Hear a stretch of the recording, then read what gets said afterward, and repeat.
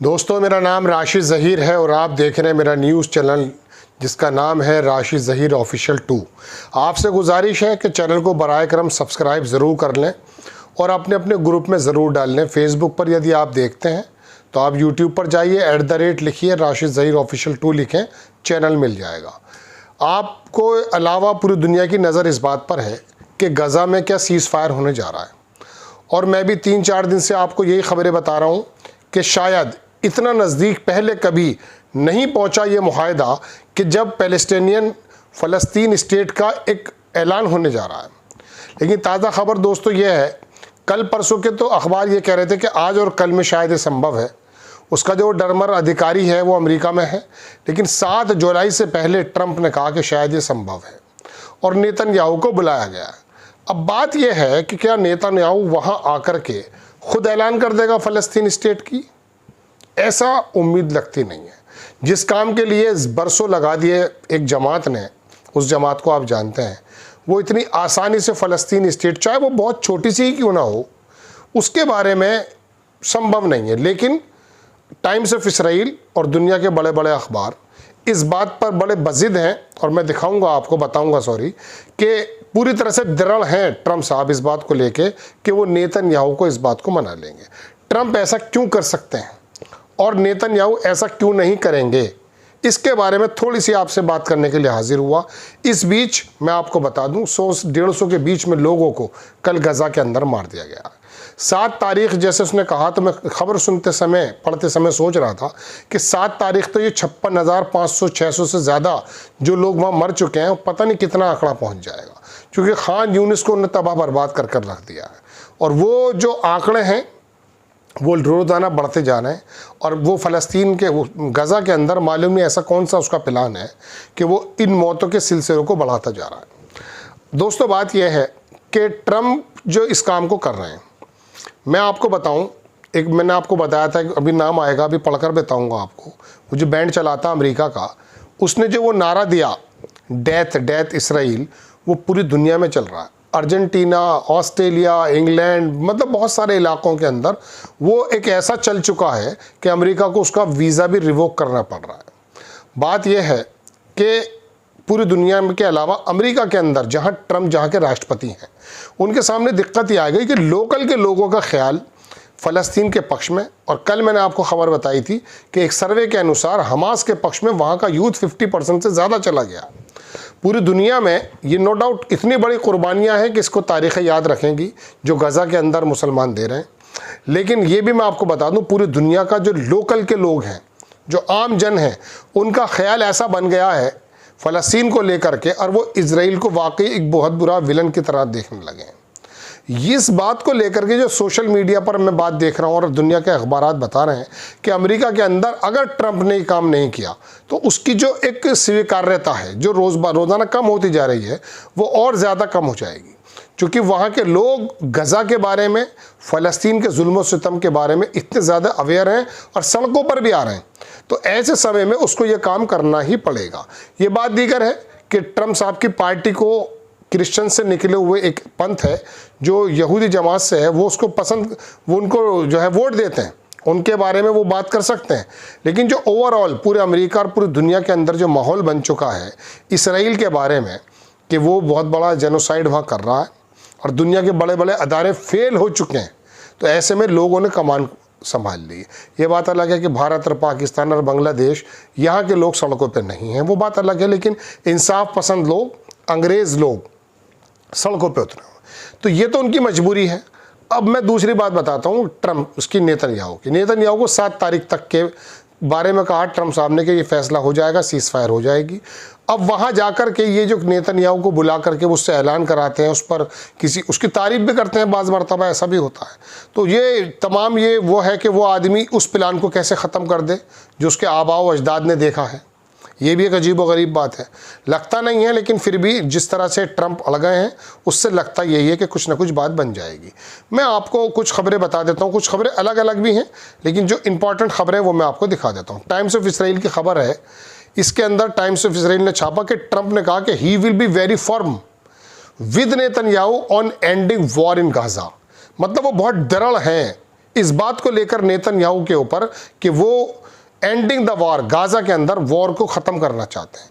इसके अंदर पूरी डिटेल लिखी हुई है कि अमेरिका के जो डोनाल्ड हैं उन्होंने रिपोर्टर्स को ये बताया कि he is going to very firm with prime minister Benjamin Netanyahu about the need to end war in Gaza during the Israel prime minister visit to White House next week, but he wants it to. बात यह है कि उन्होंने कहा मैं बहुत ज़्यादा दृढ़ विश्वास है मेरा और मैं पूरी तरीके से इसके ऊपर अमल दरामद करा कर रहूँगा जब वाइट हाउस में नेतन्याहू आएंगे। ट्रंप ने आगे कहा कि मैं ये चाहता हूँ, मेरा बिलीफ है कि सीज फायर और हॉस्टेजेस रिलीज जो है deal with the reached shortly, बहुत जल्दी ये काम हो जाए। I think we will have a deal next week, और ये नेक्स्ट वीक तक हो जाना चाहिए।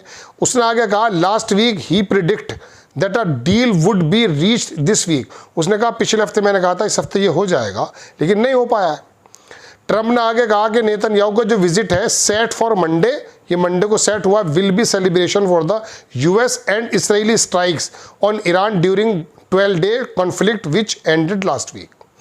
ये लंबी कहानी है, लेकिन टोटल जो लब्बो लुआब है वो मैंने आपको बताया, वो ये है जो मैंने आपको बताया। इससे उम्मीदें बन जाती हैं। यूएस प्रेसिडेंट ने कहा कि क्वेश्चन ये उठता है कि how big impact operation had in strategic, वो ईरान के बारे में बात कर रहे हैं। ये जो लड़का है बॉब वेलन, इसके बारे में खबर ये आई है दोस्तों कि यूएस ने जो रिवोक वीज़ा कर दिया for UK music group that led that IDF chants. वो जो नारेबाजी हुई है वो उसकी असर पूरी दुनिया में चला गया। एक खबर और देख लीजिएगा कि इसराइल जो है वो एडवांस टॉक कर रहा है deal in hostilities with Syria, senior official. अब वहाँ के लोग भी ये गोलानी नाम का जो नाम और निहाद मुसलमान आया था इसके खिलाफ सड़कों पर आएंगे, देख लीजिएगा। ट्रंप का जो एडमिनिस्ट्रेशन है फाइंड हार्वर्ड, उसने ये फाइंड किया है कि हार्वर्ड जो है, हार्वर्ड यूनिवर्सिटी, वो वायलेट कर रही है civil rights of Jews Israeli students का। वॉल स्ट्रीट जर्नल की खबर है, लेकिन टाइम्स ऑफ इसराइल ने छापा है। ये ट्रंप ने थ्रेट दे दी है। वो जो ममदानी बंदा वो जीता है, मतलब डेमोक्रेट्स की तरफ से आया है, उसके अरेस्ट करने का एनवाईसी में मेरियल कैंडिडेट ममदानी, ट्रंप ने थ्रेट दी अरेस्ट करने के लिए। अब आप खबर देखें, ये टाइम्स ऑफ इसराइल की खबर है जो मैं आपको बता रहा हूँ कि could Syria be next joining Abraham accord.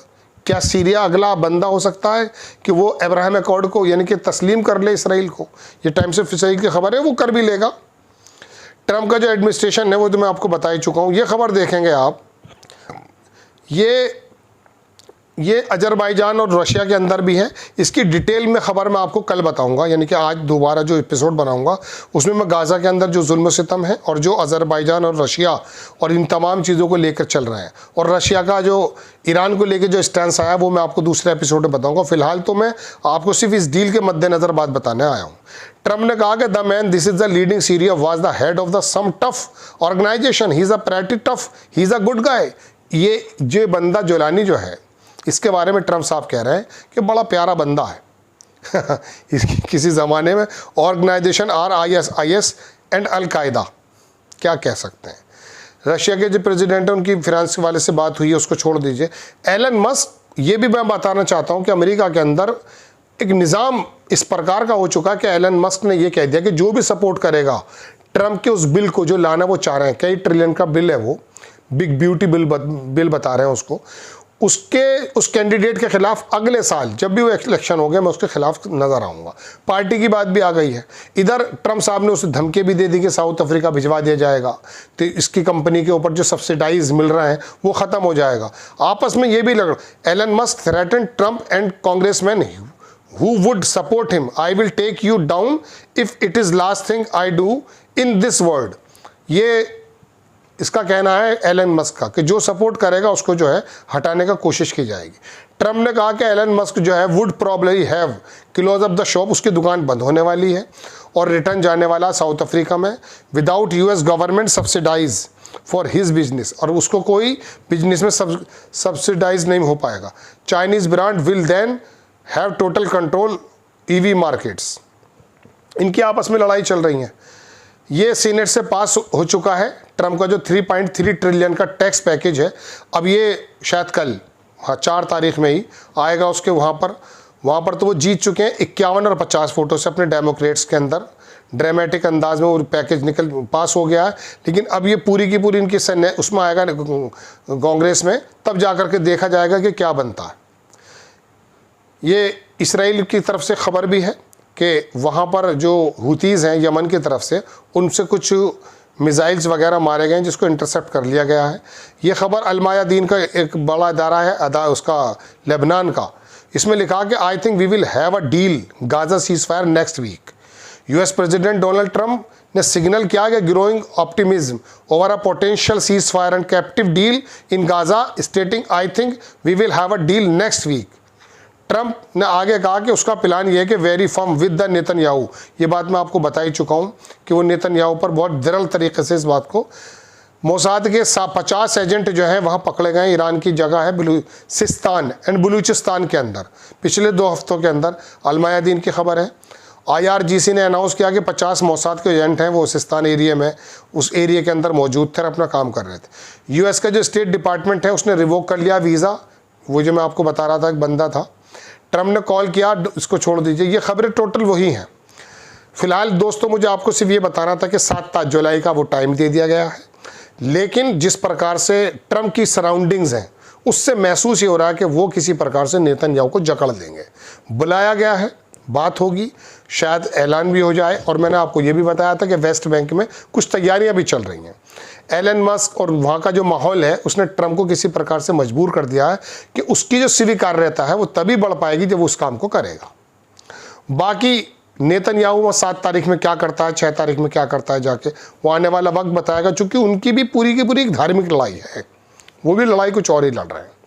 एक बात मैं और बता दूं कि ईरान के और इसराइल के बीच में संघर्ष बढ़ सकता है, ये मैं आपको दूसरे एपिसोड में बताने जा रहा हूँ। आपको खबर अच्छी अगर लगती है बराए करम चैनल को आगे बढ़ाएं, चैनल को सब्सक्राइब भी करें, अपने अपने ग्रुप में डालें, फेसबुक पर हैं उसे भी आप फॉलो करें, और यूट्यूब पे जाके ज़रूर इसको सब्सक्राइब करें। इंशाल्लाह हाजिर होता हूँ। जय हिंद।